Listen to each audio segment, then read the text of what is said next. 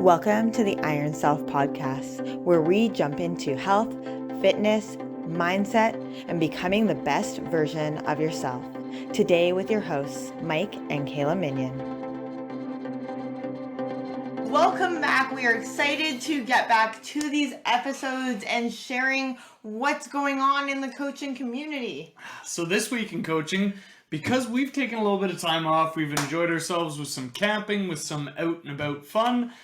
We thought it'd be a great point to start talking about what happens when we do go camping. What kind of happens to all of our plans when we go camping, as well as if we don't have regular access to a gym, whether we're on vacation or camping. What does that look like? How do we create success when we don't have our usual routine to rely on? So we've got lots of stuff to jump into today. So without further ado, let's just get into it, hey? Get going. Get it going. So camping or vacationing, a lot of the time I think we often have to wrap our mindset around what is our goal with it and what are our goals outside of it. So I'm going to give you us as an example. Whenever we used to go camping, it was like bring the hot dogs, load up the chips, get all the treat food because we are going to enjoy ourselves. And it was kind of a license to kill. It was like, oh, we're going camping, are we? Let's go and eat like garbage and we'll come home in a couple days and feel like garbage. So the biggest thing that I want to point out is exactly what Kayla said at the end there. We're going to feel like garbage, right? So this was our camping experience. Probably a lot of you guys who might be watching this might be your camping experience too. You eat however you eat normally, good, bad, indifferent, whatever that looks like, but you eat your normal diet when you're at home, and then you go camping and you get a whole bunch of shit in your diet that you otherwise would not have had.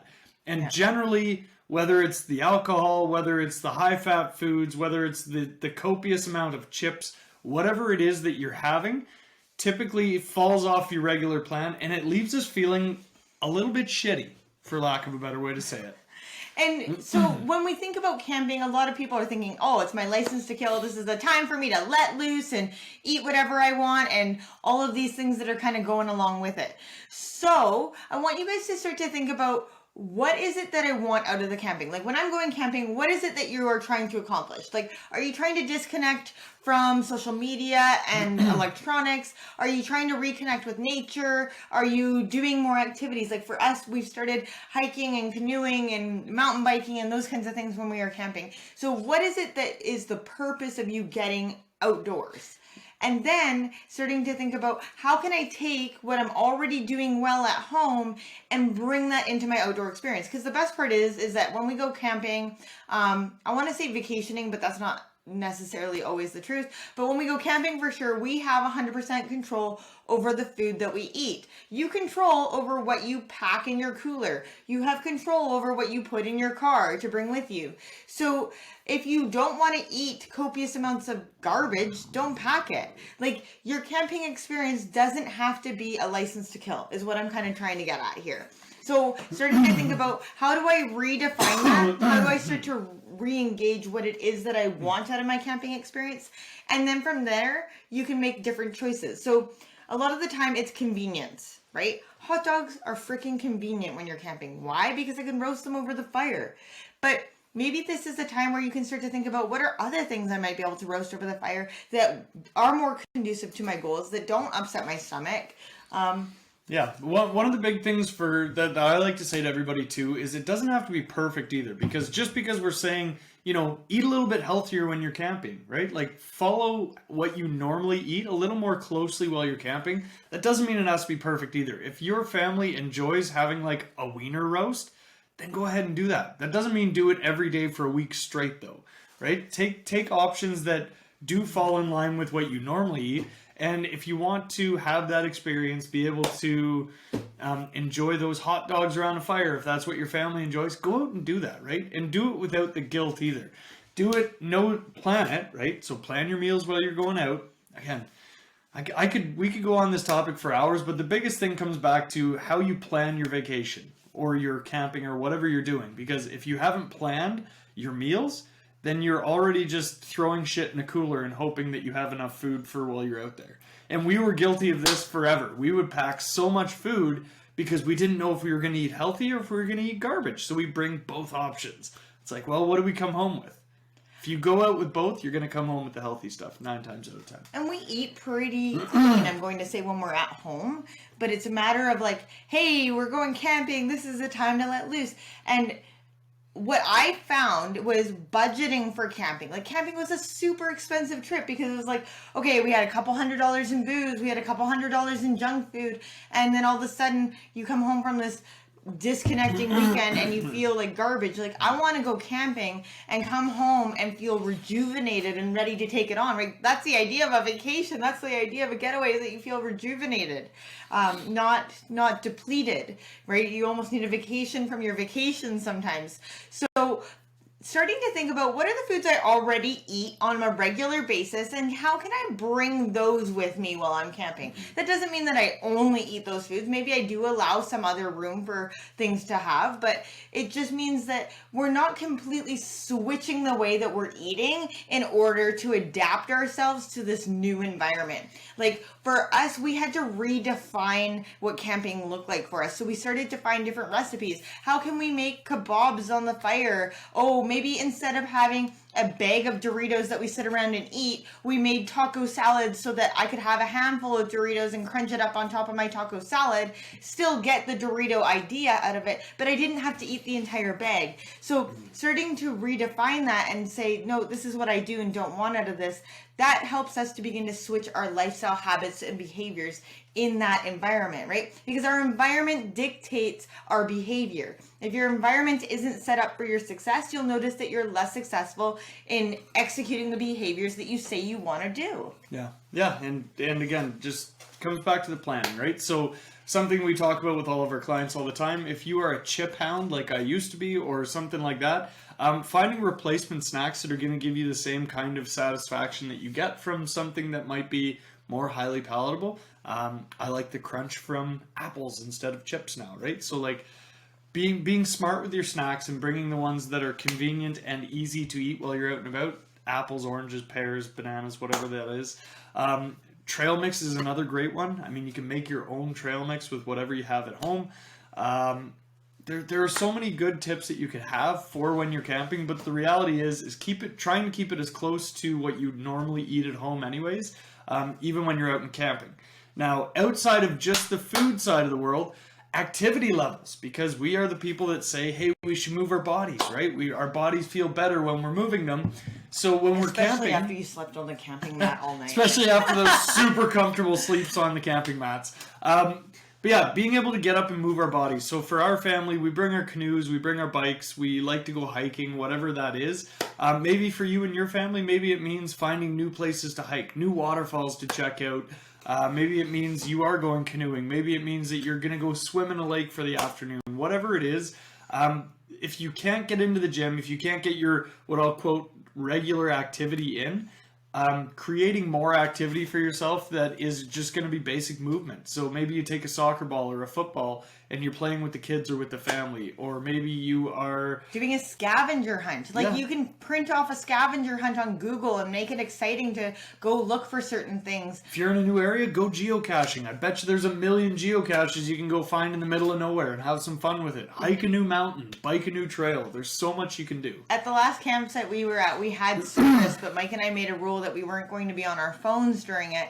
And I ended up giving the kids my cell phone to use the Google Lens to go and learn about the different plants in the area, because they wanted to know if they could eat certain berries. And I mean, I'll be honest, the answer was no. The answer is no, but I had no idea whether or not some of these berries were edible or not. So they took the Google Lens and they went and learned about these different plants and whether or not they could eat them and what they might be used for. And so there's just different things. It doesn't have to be like consecutive activity. It can just be more movement. And that's really what it's about when you are trying to get out and go camping and all those kinds of things.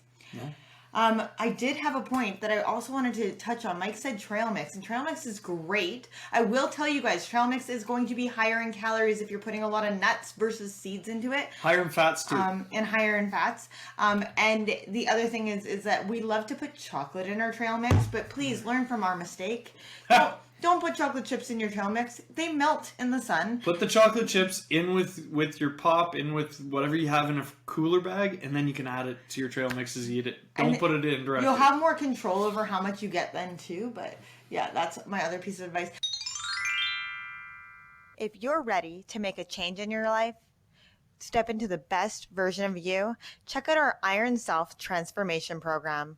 Find more info on our website, www.ironbodycoach.com. We were talking about ways to healthy snack while camping and those kinds of things. And starting to be more attentive to how your body feels. So how do certain foods make your body feel? Like my mouth hurts when I eat chips. So I really have to remind myself because I want to eat chips. Chips are genetically designed for you to want to go back and eat more of them. Like they spend copious amounts of money in the lab going, how can I make the crunch perfect? How can I make the saltiness perfect? How can I make the person crave these and want more of these? So they're really designed. So of course, yeah, they're hard to resist. Why? Because they are designed to be hard to resist. No, Mother Nature didn't come out and go, I'm going to make this carrot really irresistible. Like it didn't happen that way. The carrot was created how the carrot was created. Nobody's like, ooh, we're going to see how we can make a little this extra crunch on this carrot. So one of the rules that I have started to set for myself is I pack snacks for myself. And I used to be the person that would pack the snacks and then I'd see something better and be like, man, we don't need those snacks. But I made a rule for myself that I had to eat the snacks that I came with before I could eat anything else. So even yesterday we were tubing the river and our friend brought, I'm going to call them healthy hot dogs because they were the healthiest version of a hot dog I've ever seen.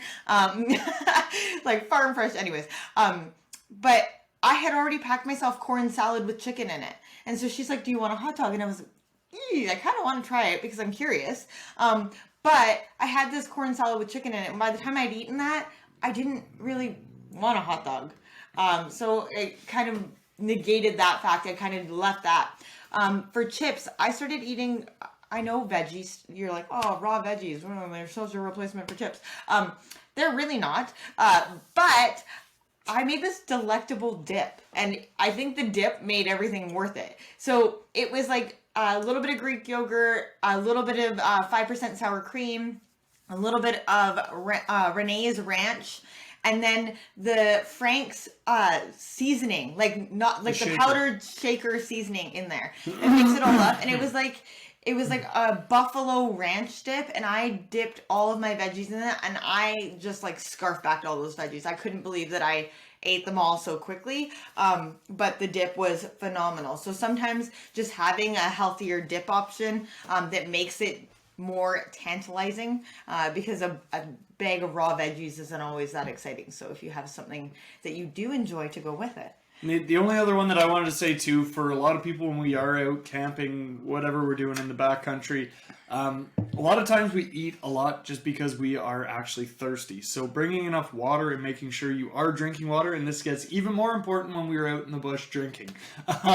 Making sure you're getting enough hydration in, just because a lot of times you will be thirsty, but it will come off as hunger, so then you end up just eating more food when really we're just dehydrated and our body just wants more water. So well, and also we tend to eat more when we are like doing things like camping and vacationing and those kinds of things because our schedule is less busy. There's no real time frame a lot of the time. It's not like we have to do this at this time and this at that time.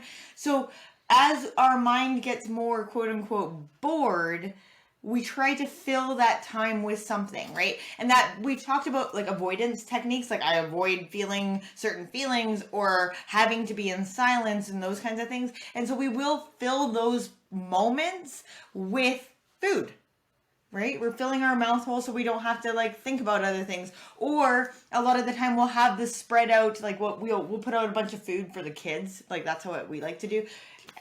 For the kids, yeah. It's really for us. No, we put out the food for the kids and they will sit there and like graze on it. And so then here we are, oh, well, as long as the food's in front of you, you're grazing. So setting really distinct meal times can be also very helpful, or packing only certain snacks with you. I really try to avoid snacking altogether for myself. I'm more of a breakfast, lunch, and dinner kind of gal because I can really say, I'm going to have a nice big breakfast, a nice big lunch, and a nice big dinner. And especially when you're camping, nobody wants to do dishes more than 3 times a day. Fair. For real. Okay, so we also were going to talk about getting to the gym or not being able to get to the gym. And Mike mentioned it in regards to being away camping or vacationing. So what does it look like though if you can't get to the gym because your schedule is just busy? You're busy with work, you're busy with life in general. You know, summer is a busier time for people. So if you cannot get to the gym, like Mike already kind of said, where is more activity in your life? Can you get out for a 30-minute walk? I You have a pool around that you can go swimming. Right? I know for me, when I had said to Mike, I was like, okay, well, we're going to start walking more. And I looked at my schedule. I'm like, I don't know where we're going to get this walk in. Like, where are we going to fit this 30-minute walk? But 30 minutes is actually not as difficult as I thought. Like, maybe an hour might be really hard to carve out the time for. But 30 minutes, we seem to, like, get it over and done with. And then you actually feel like you have more energy after that walk, that you can now pay attention to other things. You can really give your all to everything. So we've started to walk more, and we've got huge benefits just in the mental clarity aspect and the ability to take a quote unquote break, right? We're not on social media when we're walking. We're not looking at a computer screen. We're not paying attention to everything else that's going on, screaming children. Our body's working, but you're mentally taking a break when you're walking like that. So yeah, if you can't get into the gym, increase your daily movement, whatever that looks like. Like Kayla was saying, maybe you play with your kids more. Maybe you join a rec league for soccer, hockey, basketball, whatever it looks like. Maybe you are somebody that enjoys rock climbing, so you go get a pass at a rock climbing gym in the city. Or maybe you enjoy mountain biking, so you build or go to mountain bike trails and go biking. Whatever it looks like to create more movement in your day, it doesn't have to be perfect. Unless your goal is, I'm going to go on stage and flex muscles, it doesn't make sense to beat yourself up for missing the gym. Increase your daily movement. If you're looking for weight loss specific, what really matters is what goes in the mouth hole, and then just keeping up with your daily movement. The movement's going to help the body recomposition. It's going to help you burn extra calories at rest. There's a ton of stuff that the activity, that the movement is going to help with. But at the end of the day, if weight loss is your goal, diet is where we want to put our focus. Diet is where you're going to get your most bang for your bucks results-wise. And that does not always mean just going and cutting calories like crazy. Anybody who's worked with us knows, at first, when we first start nutrition with absolutely anybody, we just want to see how you eat, right? Because most people, if they're on a weight loss journey, they've already been eating in a calorie deficit for a crazy amount of time. And the reality is we need to actually refeed those calories before we can start dropping them off to get that weight loss. Now, we do want to look at bone density, building muscle. When we build muscle, we burn more calories. 1 pound of muscle burns more calories at rest than 1 pound of fat does. So if you have more muscle on your body, you're going to have a quicker metabolism because your body is just going to burn more fuel as you're essentially doing nothing. At rest, yeah. So it is really important to build that muscle. So when you are looking at getting more movement in, think of weight-bearing exercise too. Maybe you're just doing yoga. Maybe, like Mike said, you're playing in a rec league for sport. But finding something that you enjoy for movement is the very first thing. Whatever that enjoyment is, you're more likely to do it because you look forward to going to it. If you don't enjoy it, then chances are you're not going to be able to maintain it. It just turns into another chore. It does, yeah. So like when I first got into fitness, I didn't enjoy it. I did it because I was in pain and I felt like this was the only way I was not in pain. The enjoyment factor for exercise, working out, for me came years later. It wasn't like, hey, after a month, I'm like, yeah, I love this. No, it was years later. And I remember just feeling like, oh, but what I did enjoy was I enjoyed group exercise. So that's where I started my journey. I would just show up for group fitness because I liked the community. I liked doing it with other people. Everybody else around me was complaining at the same time, so we could just complain together. So finding that community will also help keep us going. So maybe you join a walking group. Maybe you have a buddy that you just say, hey, let's go, play some tennis or some pickleball or something like that, where you can get out and just find that extra movement. That's really what it's about. It's just moving our bodies. Motion is lotion for our bodies. So the more motion we can get, the more lotion, the more better our body is going to feel. So that's really what we have for you guys today. Thank you so much for taking the opportunity to listen. So remember, Plan, plan, plan. If you're going camping or on vacation, plan the hell out of it. Know what you're eating roughly for all your meals and plan things that are similar to when you're at home. Likewise, if you are looking for more movement when you are out and about, plan it. Figure out what you and your family enjoy doing that is an active activity. Start doing it. Enjoy the hell out of it. The families love it when you go out and adventure. We like to try new things. Try something that you haven't done before. You never know. You might like it. Yeah. There's a very real chance. And make sure you set up your environment for your success. If you want to be successful on any goal, you need an environment around you that supports you on it. If your environment always smells like buttered popcorn, you're always going to want to eat buttered popcorn, right? Like you're going to crave it because you're constantly thinking about it. So maybe don't work in a movie theater if you don't want to eat popcorn all the time.